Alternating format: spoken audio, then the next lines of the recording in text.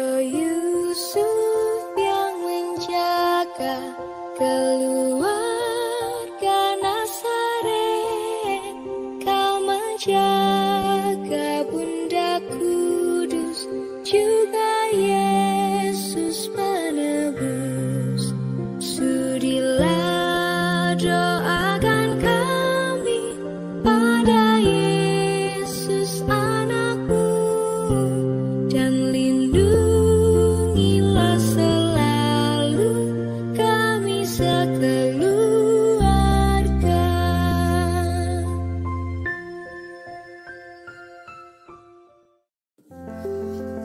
Stasi Santo Yosef Pangkal Pinang dimulai saat pemindahan pusat prefektur apostolik Ban KE Beliton dari Sambong ke Pangkal Pinang.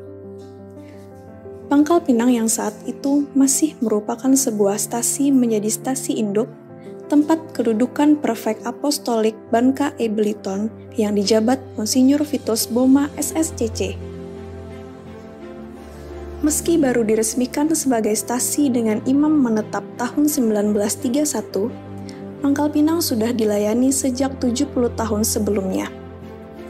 Tepat tanggal 5 Agustus 1934, Monsinyur Vitus Boma SSCC membangun gereja perdana Santo Yosef Pangkal Pinang yang kini menjadi pastoran dengan pastor kepala Benediktus Baker SSCC.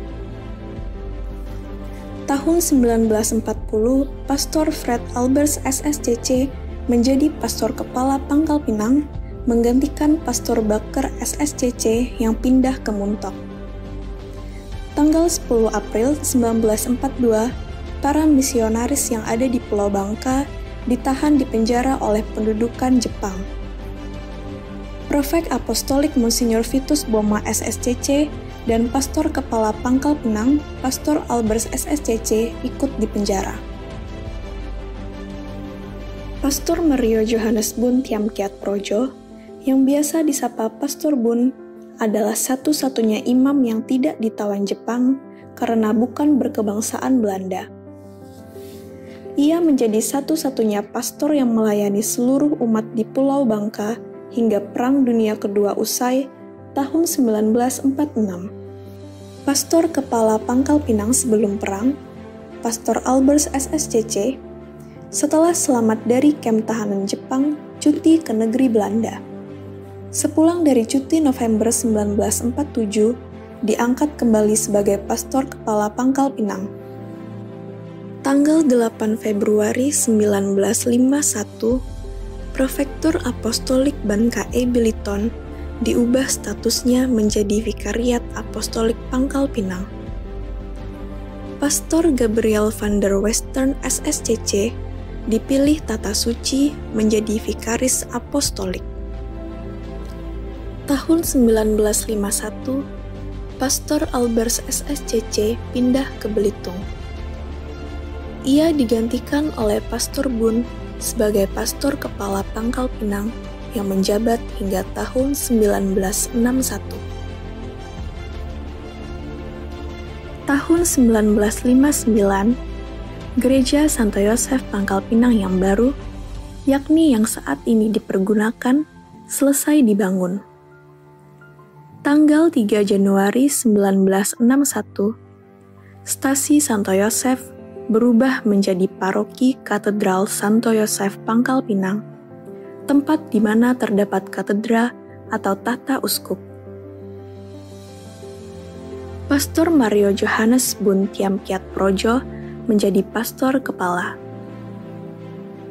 Dari Pastor Bun, pastor kepala selanjutnya berganti ke Pastor Irenaeus Lamberg SSCC hingga tahun 1972. Estafet selanjutnya berganti ke Pastor John Waters SSCC hingga tahun 1977.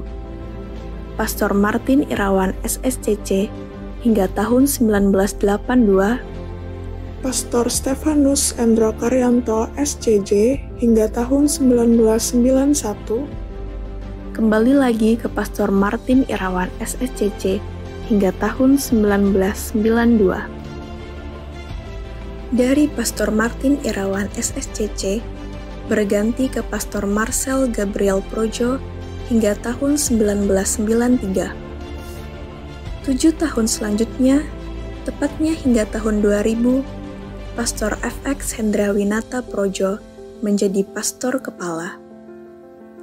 Pastor Markus Agus Tarnanu Projo menjadi pastor kepala selanjutnya hingga tahun 2007. Menyusul Pastor Petrus Sunarto alias Gandung hingga tahun 2010. Pastor Franciscus Tatu Mukin Projo hingga 2015. Pastor Lucius Poyahoba Matan hingga 2018 dan Pastor Laurentius Justinianus Talaleng hingga saat ini. Ornamen dalam gereja Katedral Santo Yosef Pangkal Pinang tak banyak yang berubah. Ruang pengakuan dosa, loteng dan deretan kursi umat masih sama. Patung Santo Yosef dan Santa Maria di samping panti imam pun masih yang dulu. Hanya bangku berlutut untuk komuni di sekitar panti imam yang dibongkar. Juga katedra Monsignor van der Western SSCC sudah diganti. Hingga saat ini, sudah terjadi 2 kali penggantian tahta uskup. Monsignor Adrianus Sunarko OFM adalah uskup ketiga yang menempati katedra pada Katedral Santo Yosef Pangkal Pinang. Sejak Desember 2019, interior pada panti imam dipercantik dengan mozaik, karya seni yang menciptakan gambar dengan menyusun kepingan kecil berwarna dari kaca, bergambar Santo Yosef dan Bunda Maria, serta lambang Roh Kudus.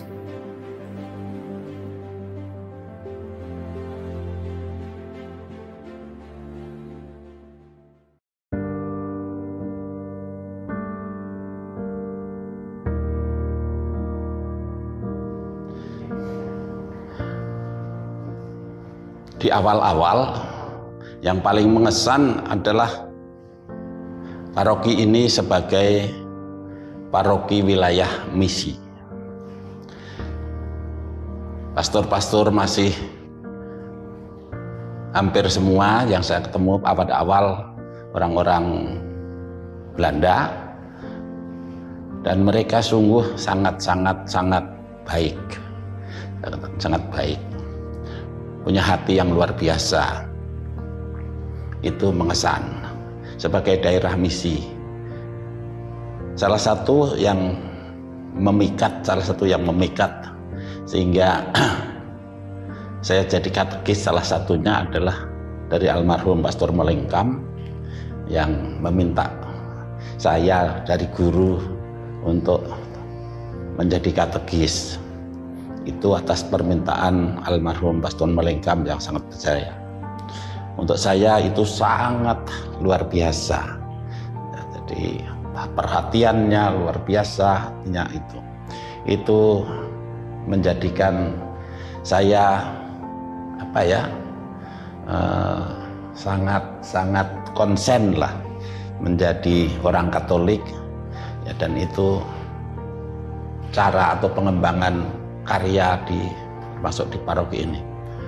Almarhum Pastor Lambert dan Bapak Monsignor van der Western, karena saya ketemu semua mereka itu. Jadi mereka sungguh orang-orang yang sangat luar biasa dalam menghayati panggilannya. Itu di masa lalu. Tentang karya ya, karena paroki katedral ini dulu wilayahnya dari Batu Rusa sampai Tubuh Ali, Lampur, Rakas. Jadi kalau Paskah, pekan suci terutama, saya biasanya nginep di Rakas, di Lampur, di Koba berhari-hari sampai zaman Pastor Paroki Romo Indro Karyanto di sini tahun 89, 87 ke atas. Itu saya masih keliling melayani paroki ini, menjadi bagian dari timnya Pastores Pangkal Pinang ini. Ini sungguh mengesan. Pernah mendapat mandat untuk meresmikan perkawinan di Tubuh Ali itu zaman almarhum administratornya Pak Romo Regenbach. Nah itu, jadi memang betul-betul keterlibatan awam luar biasa. Itu di tahun-tahun dulu. Dalam perkembangannya ya, dalam perjalanan waktu, tentu banyak jatuh bangun lah juga di gerakan awamnya. Dulu hampir memang Pak Awam itu terlibat banyak sekali awam. Ya maklum lah, imamnya masih sedikit, sementara karya-karya harus ditangani banyak, ya, sehingga kalau awam tidak terlibat itu rasanya mustahil lah. Bersama Pak Among Chandra dan lain-lain yang sudah pada almarhum, yang sekarang sudah senior tua, Pak Bernadi. Nah, semua itu orang-orang lama yang sangat-sangat berjasa, saya katakan, di paroki ini. Pelayanannya, kerelaannya, pemikirannya sungguh luar biasa. Nah itu di masa-masa lalu. Yang itu selalu ada pleno. Tiap tahun ada pleno. Dalam pleno itu dihadiri Monsinyur atau Uskup, ya. Itu terutama waktu itu setelah Van der Wester itu digantikan dengan Pastor Regenbach almarhum. Pastor Regenbach terus diganti Pastor Monsinyur Hilarius. Itu tiap tahun ada sidang pleno DPP. Nah itu pelaporan pertanggungjawaban kerja DPP. Maka yang hadir adalah pengurus DPP, seksi dan ketua, sekretaris, pastor paroki, dan utusan-utusan dari masing-masing kelompok dan stasi. Seperti itu. Jadi selalu ada laporan-laporan bertanggung jawab itu. Kemudian dana APP itu diperbantukan untuk kepentingan masyarakat. Yang paling mengesan bagi saya adalah dari dana APP. Saya mohon bantuan dari APP untuk pengerasan jalan ini. Jalan ini itu dapat 600.000 lebih rupiah waktu itu. 600.000 lebih. Kemudian ada lebih untuk bangunan jalan. Sisanya untuk sumur umum di belakang rumah ini sama rumah Pak Sugio dapat 2, dan ada sisa 60.000 digunakan untuk modal awal Koperasi Sumberjaya waktu itu. Itu kenangan yang dikenang oleh masyarakat. Kalau sekarang dana APP kami tidak tahu untuk itu. Kalau zaman dulu, kalau enggak khususnya pastor-pastor dari luar ya, pastor dari Holland, dari Belgia, dan pokoknya dari luar lah. Mereka itu kalau tidak salah hanya sedikit zaman kami itu. Zaman kami masih sedikit. Malahan jorang tuh terjun ke dalam lapangan. Misalnya dalam hal kunjungan. Zaman Pastor Mas, Marcel Mas, Pastor Longenheisen tuh, mereka itu masuk ke kampung, mengunjungi umat, dan mereka sangat dekat sama umat itu. Mengunjungi, membantu, artinya mendoakan orang sakit zaman dulu. Malahan pernah kami membangun rumah, membangun tempat tinggal yang layak. untuk orang-orang yang tidak mampu. Pernah itu. Yang turun tangan itu Pastor Mas. Kami pernah ikut itu. Itu kalau nggak salah muda-mudi juga ya yang membantu. Nah itu pastor kalau dulu Adi mengajar ya, mengajar di sekolah kami juga diajar oleh pastor. Pastor juga banyak membantu di dalam mereka dapat dari mana ya pakaian bekas, mungkin dari Belanda, dari luar, dibagikan kepada orang-orang yang tidak mampu. Nah, kadang-kadang membawa makanan juga. Itu membuat kita itu sangat gimana ya terhadap pastor itu. Mereka begitu peduli ya. Pastor-pastor setelah pastor luar itu lari, datang ada Pastor Hendro, ada zaman Pastor Hendro yang umurnya 70-an lebih itu, Pastor Hendra, Pastor Martin. Mereka bagus, mereka begitu dekatlah sama umat. Kalau dibandingkan yang sekarang, itu agak mungkin ini apa ada peraturan atau apa, enggak tahu. Untuk kegiatan paroki itu sekarang luar biasa, sudah bagus. Zaman sekarang sangat maju, sangat terarah ya. Ada KBG segala macam itu, spontanitas kan semuanya ada, teratur dan lagi bagaimana? Pokoknya bagus lah. Nah sekarang paroki itu kelihatannya sudah maju, mungkin karena ada bantuan, ada aktifnya umat kita yang ikut serta terlibat di dalam gereja itu luar biasa bagus.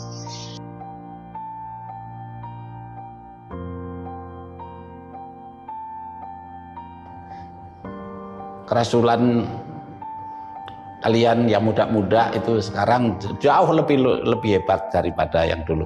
Kalau orang-orang dulu kalian bisa ceklah, tanya Pak Sinpo, Pak Pascal, mereka juga orang-orang aktif dulu.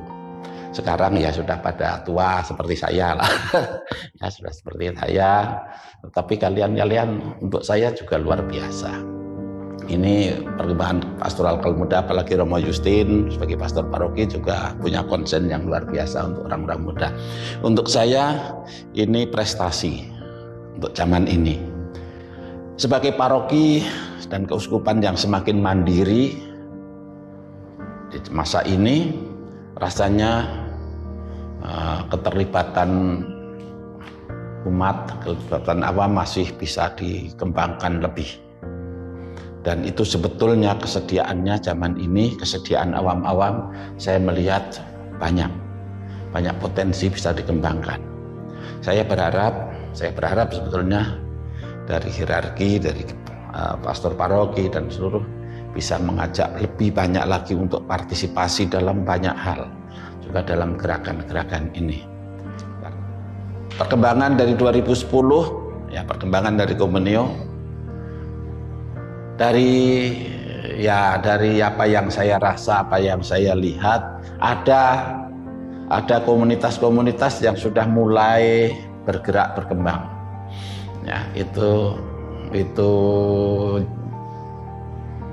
yang terjadi sekarang mengenai Komunio. Beberapa sih beberapa masih terbatas pada gerakan-gerak atau pada kegiatan-kegiatan kegerejaan liturgial, terutama pada doa-doa.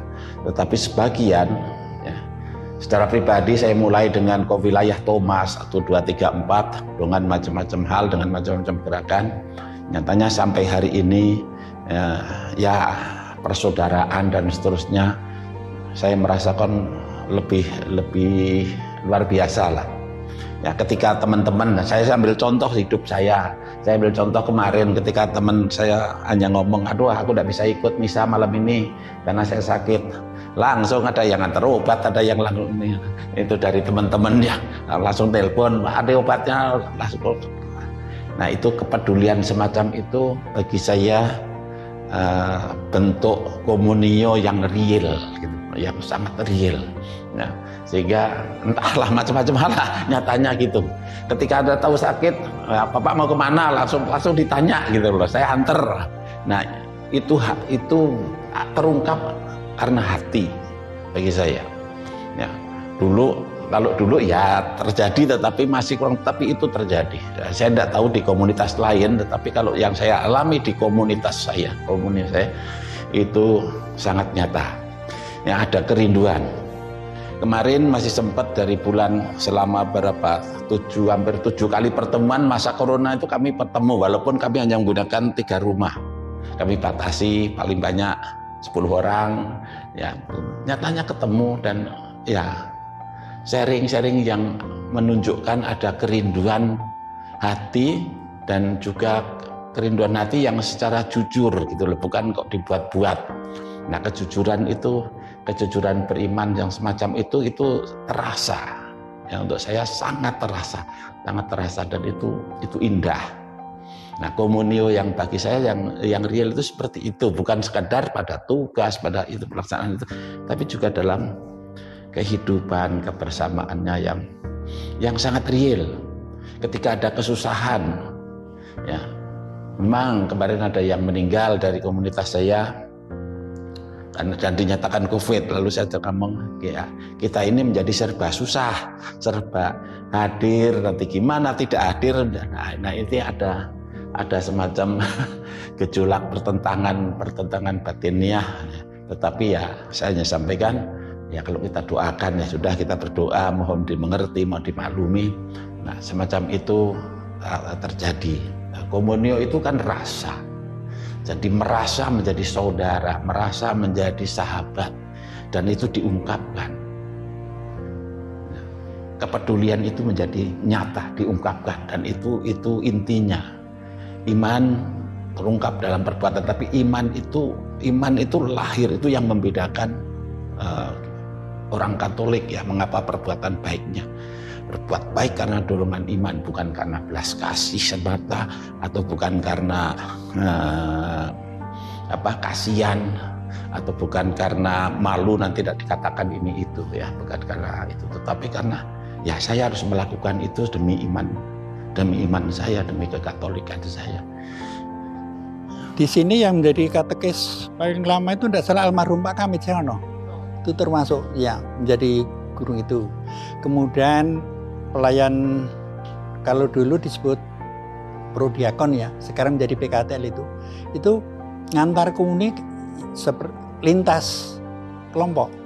Pak Kamit itu sampai ke daerah Bajang, kemudian Pak Kamit mengundurkan diri karena kondisi, diganti Pak Sugio. Di daerah Bulesa itu ada. Kalau saya itu langganan Paulus sampai Air Kerabut, kemudian di Antonius sampai dekat Sari itu ada, kemudian Lembawe Paulus itu, nah Air Kerabut masuk Paulus waktu itu. Terus dulu itu para pengusaha itu sangat bagus merasulnya itu. Jadi kalau dia tidak punya tenaga untuk terjun itu, sumbangan pikiran dan donasinya baik. Seperti bangun sarang walet dulu, itu kan ya kerjasama diantaranya tuh Pak Philip, dia dari Bali, tapi kenal baik dengan Pak Andreas Hartono, Pak Hendri Aliong atau Hendri Parsito, Pak Intan Bukit Intan, Matias Apo, itu banyak waktu itu. Dan kebetulan dengan kami sangat akrab sewaktu saya ada di DPP. Dan dulu ada kesan juga itu pada ulang tahun Pak Rocky tanggal 1 Mei diadakan pesta kebun. Ya, pesta kebun, masing-masing kelompok dan stasi itu membawa makanan khas daerah masing-masing, dibawa ke paroki di halaman dan di belakang itu dipajangkan gitulah. Siapa saja boleh makan, boleh ngambil gitu. Dan meriah sekali. Komunio sekarang bagus bagus sekarang itu, apalagi dengan ada tahun komunio dan kegiatan antar komunitas itu kan jalan terus doa-doa komunitas jalan juga gitu. Dan sekarang pastor dengan jumlah yang begitu sekarang itu 2, kadang-kadang pastor pembantu ada sehingga misalnya rutin itu ada. Dan areal paroki kan ciut, tinggal stasi Bangkul, Batu Rusa, Air Mesulawat sama Kampung Ceruk itu. Yang lain sudah mengkarak, sehingga pastor berkunjung ke stasi itu ditambah kadang-kadang pastor dari keuskupan, kadang dari seminari itu enak, sehingga tidak terlalu tidak pastor untuk sekarang. Kalau dulu kan susah, pastornya hanya 1 sampai ke Tobali sampai Batu Betumpang, Batu Betumpang di sana gitu. Hanya sekarang ini kami yang belum tahu itu seperti dana Infansia, apakah masih ada? Dan Infansia itu dana yang dibantukan untuk anak-anak sekolah. Kalau dulu ada. Kemudian dana APP, aksi pasca pembangunan tiap menjelang Paskah itu ada. Nah sekarang karena pembangunan itu sudah ditackle oleh pemerintah daerah dengan pembangunan desa segala macam itu, kemana itu kami tidak tahu, apakah dialihkan yang lain, karena kan setelah aku di luar enggak pernah ikut di dalam itu, seperti itu. Yang saya tahu itu hubungan pastor dengan umat itu baguslah kalau zaman kami itu. Tidak berarti pastor sekarang enggak dekat sama kita. Mungkin mereka juga ada kesibukan masing-masing ya. Jadi kalau mau ketemu pastor kadang-kadang agak sulit ya. Tapi itulah namanya tugas seorang pastor.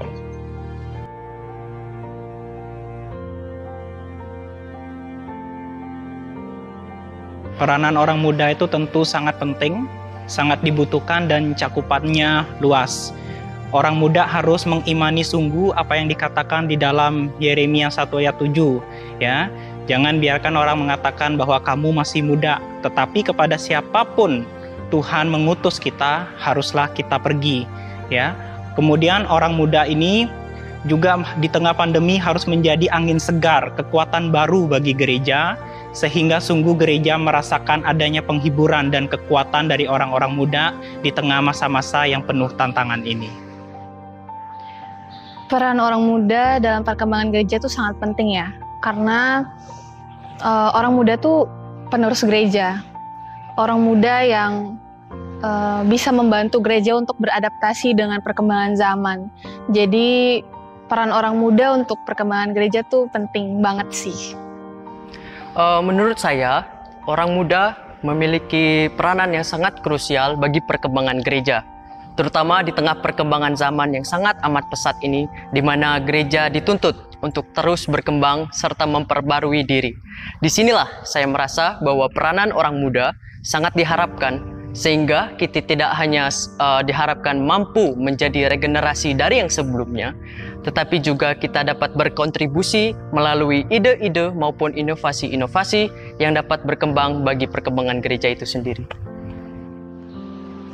Tentunya orang muda itu dalam gereja sangat penting, karena orang muda itu sebagai generasi gereja dan mau lebih belajar dan memahami tentang gereja sendiri.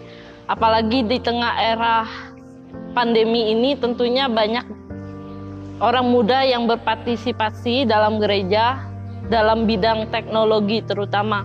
Karena orang muda lebih mudah untuk menggunakan teknologi dibandingkan orang tua atau lansia.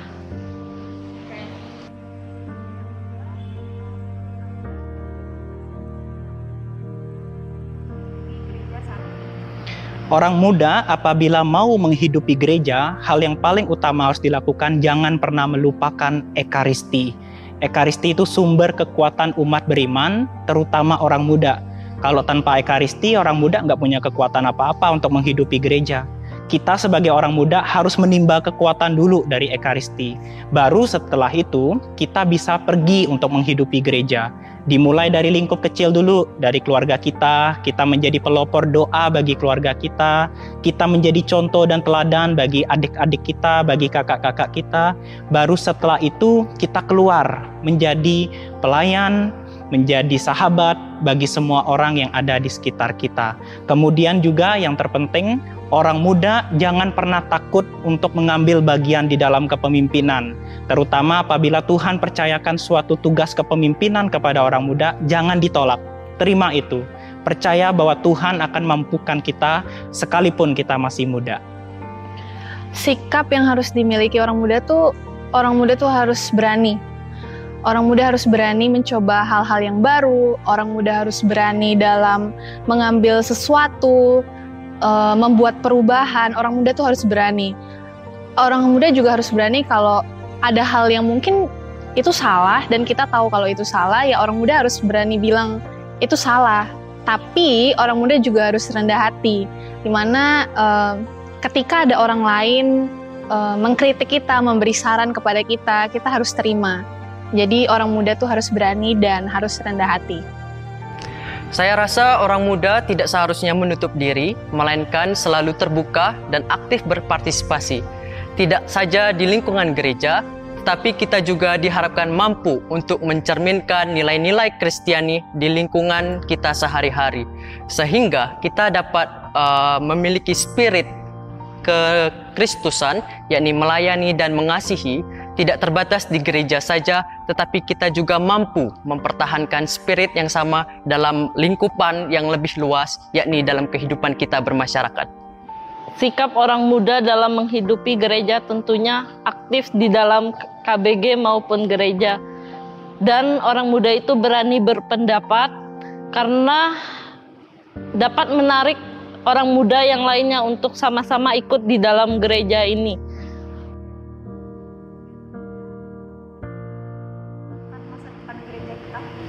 Impian untuk gereja ke depannya yang pertama pasti supaya semoga pandemi ini bisa segera berakhir, agar kita semua umat beriman sungguh dapat bersekutu di dalam Ekaristi, di dalam kegiatan-kegiatan gereja kita secara optimal.